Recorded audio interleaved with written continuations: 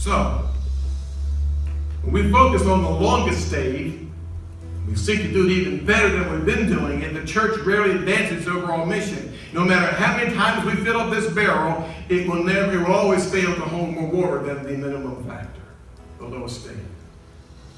But here's the good news, folks. When we own our weakness, our minimum factor, and we celebrate our strengths, our maximum factor, together we get to find out the better ways how to use our strengths and our weaknesses to address our health condition.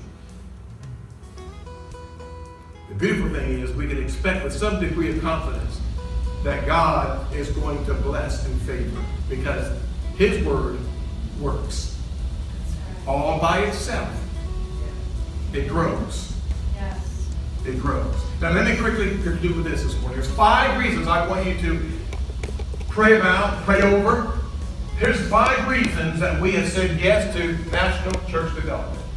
First of all, because NCD focuses on increasing what? The quality of a church rather than on its numerical growth goals. The emphasis is on church health. It has proven to be the key to ongoing growth and multiplication. That's reason number 1. Number 2, the center of NCD is the all by itself principle that can be observed in healthy churches around the globe. All NCD principles are answers to the question, how can this God-given growth potential be released? Number 3, on all levels of the church life, NCD encourages creativity, authenticity, and diversity. Rather than selling a specific church motto, NCD helps Christians and churches to discover and develop their individuality. Number 4, please.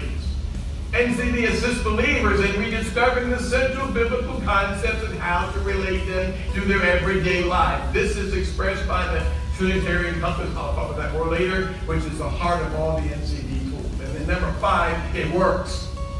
Churches that have done more than 3 surveys have increased their average growth rate by 51% between the first and the third survey. Why? We plant, we water, and God gives the increase. Now I realize that you have been drinking from a fire hydrant this morning. I realize that. That was a lot to digest. You couldn't possibly digest all of that this morning. I can't either. That's why we're going to break it down and walk through this in the month of September. I'll take my time with it as we prepare ourselves to find out the real diagnosis of Park Lane Church of God. You say, Pastor, why do we got to do all this stuff? Let me give you one reason this morning. Just one. Just one. Is there any in the seat beside you?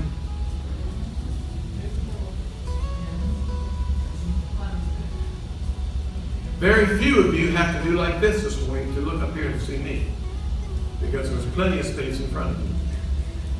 There's plenty of space beside you. There's plenty of space. There's too much space. Healthy churches grow and reproduce. Growth isn't an option for healthy churches, it's a responsibility. Healthy churches are not only passionate about growing their church, but also growing other churches. I love that principle. So it's time for our next adventure, folks. It really is. It's high time to forever put away those square wheels and to find every round wheel within our congregation and bolt them, fasten them to this body called Park Lane Church of God. The 12-month adventure will help all of us see increased fruitfulness and inspired fulfillment in what Jesus taught. He said, learn how the wildflowers grow. They do not toil or spin. They grow all by itself. I hope you're as half excited as I am about this diagnosis. I wasn't last July excited about hearing the words, "You are a very sick man." I didn't want to question the cardiologist, but for a few brief moments I thought, you got the wrong guy. How do I walk in here of my own accord? How do I drive the rental van back to Laurel, Delaware by myself? Meet my wife at the restaurant and have a wonderful breakfast. Walk into the ER with about 30-some people that needed to be there. But I didn't. How is it possible that the statement, Mr. Parsons, you are a very sick man? How is that even possible? Here's how it was possible. And you know this. He saw something I could never see. He knew something I did not know.